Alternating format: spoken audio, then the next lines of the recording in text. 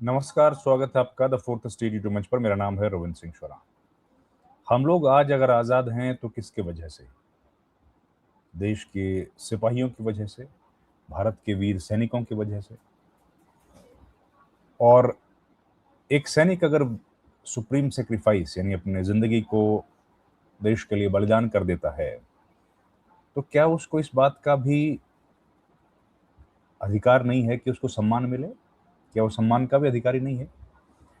सम्मान नहीं दिया गया, क्या ये बात सच है जो आरोप लगा रही है कांग्रेस पार्टी कि राजनाथ सिंह ने उन जवानों को या उन शहीदों को सम्मान नहीं दिया जो ऑपरेशन सिंदूर में शहीद हुए थे? असल में आप याद होगा कि ऑपरेशन सिंदूर में देश के कुछ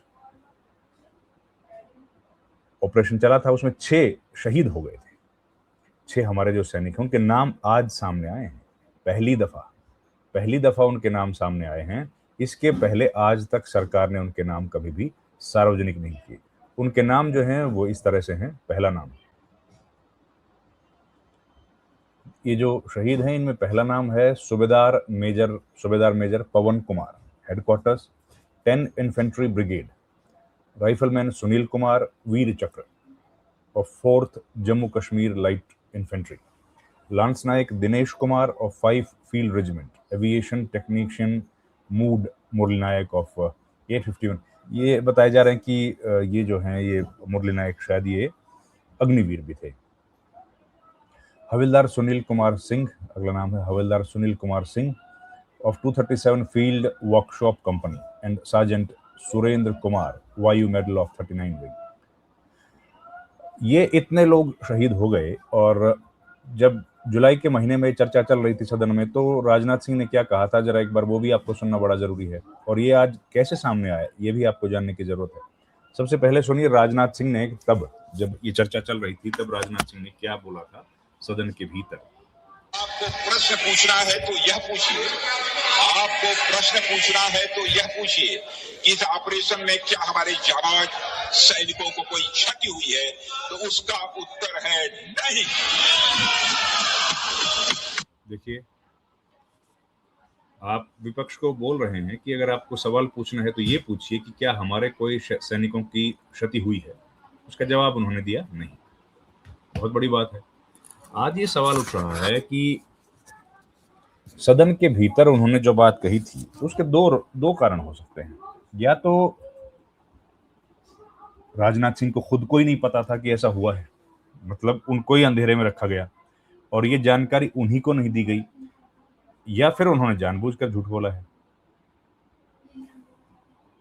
दोनों में से एक बात सही है ना, एक बात सही है, एक बात गलत है।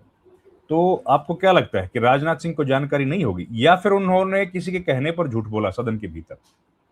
अब पवन खेड़ा जो हैं वो इस पर क्या लिख रहे हैं वो बताता हूं पहले आपको मैं। पवन खेड़ा जो कांग्रेस पार्टी के अभी तो राज्यसभा सदस्य भी हो गए हैं, वो लिख रहे हैं कि दो ही संभावनाएं हैं। या तो रक्षा मंत्री राजनाथ सिंह ने जब संसद को संबोधित किया तो उनको ये जानकारी ही नहीं थी कि 6 सैनिक शहीद हो चुके थे। यदि ऐसा है तो यह उस मंत्री पर गंभीर प्रश्न चिन्ह है जिसे इसी मंत्रालय के मामलों की जानकारी नहीं है, जिसका वो नेतृत्व कर रहे हैं, लीड कर रहे हैं। दूसरा, या फिर उन्हें सच्चाई मालूम थी लेकिन इसके बावजूद उन्होंने संसद को गुमराह करना चुना। यह उससे भी अधिक गंभीर है क्योंकि इससे यह सिद्ध होता है कि सरकार लोकतंत्र के मंदिर में शपथ के साथ देश के सामने झूठ बोल रही है। जो भी सच हो, लेकिन कुछ तथ्य नहीं बदलते। हमारे 6 वीर जवानों ने कर्तव्य निभाते हुए देश के लिए सर्वोच्च बलिदान किया, लेकिन उनके बलिदान को छिपाया गया, उन्हें वह सम्मान नहीं दी गई जिसके वो सही मायने में हकदार थे, और उनके परिवारों से वह पारदर्शिता भी छीन ली गई जिससे वो अपेक्षा रखते थे। यह हमारे सैनिकों का घोर अपमान है और कोई भी सच्चा देशभक्त इस पर मौन या संतुष्ट नहीं रह सकता है। अब शहीद के लिए सम्मान होना ये तो हर देश की परंपरा है, चाहे भारत हो, चाहे यूरोप का कोई मुल्क हो, अमेरिका हो।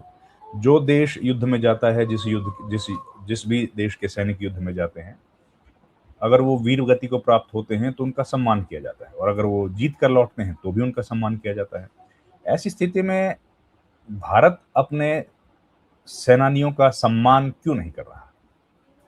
करना चाहिए, हम सबको करना चाहिए, सरकार को भी करना चाहिए, लेकिन जब उनको माना गया है कि नहीं, आज जब नेशनल वॉर मेमोरियल पर उनके नाम लिखे गए तब ये बात सामने आई है, इसके पहले तो सामने नहीं आई। हालांकि सरकार तो कहती है कि दे वर किल्ड इन एक्शन बोला जाता है, पर खैर जो भी है, अब सवाल ये उठता है कि क्या हो सकता है। देखिए, ये ब्रीच ऑफ प्रिविलेज है। सदन जो होता है, ये माना जाता है कि सदन के पटल पर जो बातें कही गई हैं वो सच होंगी, ये कहा जाता है। लेकिन ये ब्रीच ऑफ प्रिविलेज मतलब विशेषाधिकार, असल में देखिए, सब सांसदों का सदन का एक विशेषाधिकार होता है कि सदन के भीतर, और सदन के भीतर या सांसद जब खड़े होकर बोलते हैं तो सही बात बोलेंगे, ये माना जाता है। लेकिन मंत्री ने खुद जब ये बात कही है और वो बात आज झूठ साबित हुई है, तो इसको झूठ शब्द तो नहीं कहते हैं सदन में, तो इसको गुमराह करना कहते हैं कि सदन को गुमराह किया। तो राजनाथ सिंह ने जब सदन को गुमराह किया है तो ये तो ब्रीच ऑफ प्रिविलेज हो गया, हाउस का, किसी व्यक्ति का तो नहीं हुआ। लेकिन हाउस तो सब किससे मिलके बनता है, कांग्रेस पार्टी के भी सदस्य हैं, बीजेपी के भी हैं, इधर के भी हैं, उधर के भी हैं, और संसद का, लोकसभा का अगर ब्रीच ऑफ प्रिविलेज हो गया है, विशेषाधिकार हनन हो गया है, तो इसका एक तरीका है। इसका तरीका ये है कि जो मसला है वो जाता है कमेटी के पास, प्रिविलेज कमेटी के पास। हालांकि प्रिविलेज कमेटी तो नहीं बनी है, वो एक जरूरत पड़ती है तब बना देते हैं। लेकिन महुआ मोइत्रा का मामला आखिरी बार आपको याद होगा गया था प्रिविलेज कमेटी के पास या एथिक्स कमेटी के पास। तो क्या राजनाथ सिंह का मामला जाएगा? राजनाथ से जुड़ा मामला जो है, जिसमें आज हमको लगता है कि देश के शहीदों के साथ सम्मान नहीं हुआ, तो ये मुद्दा भी जो उन्होंने सदन में बोला, सदन की जो बात थी और ये जो बात है, ये फर्क है। तो झूठ बोला ये शब्द भाई कांग्रेस पार्टी के लोग प्रयोग कर सकते हैं, मैं तो नहीं करूंगा, लेकिन मैं ये जरूर कहूंगा कि सदन को गुमराह किया। तो सदन को अगर गुमराह करने जैसी बात उन्होंने कही है, आज जब वो सच्चाई सामने आ गई कि 6 हमारे महान शहीद इस देश के लिए उन्होंने सर्वोच्च बलिदान दिया है, तो उनके बलिदान की कीमत तो हम लोग खैर नहीं चुका सकते कभी भी, लेकिन उनके सम्मान तो हम लोग कर सकते हैं। हम लोग वो सम्मान भी नहीं कर रहे, 6 शहीदों का सम्मान नहीं कर रहे।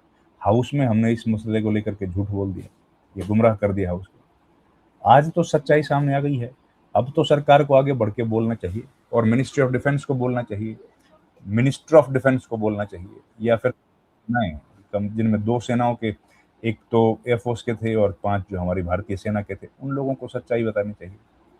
अब वो बताएंगे सच्चाई कि नहीं बताएंगे, देखते हैं।